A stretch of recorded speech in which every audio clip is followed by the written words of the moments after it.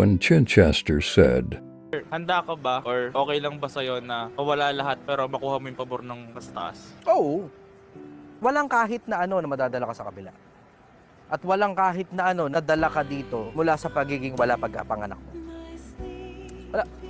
Overall, wala ka rin lang naman madadala sa kabila eh. Ang madadala mo lang doon, yung mabubuting ginawa mo, yung karunungan mo. Meron nga ako isang talata na nabasa. Yung to the effect na ang karunungan kasama mong mamamatay. We only get to live for 60 short years. Maiksi lang ang buhay. Average yun. Yung iba nga, di na umabot ng senior. Kahit nasa probinsya ka pa, maraming di na umabot ng senior. Yung saglit na buhay mo na yun, you have to make the most out of that small finite amount of time that you have.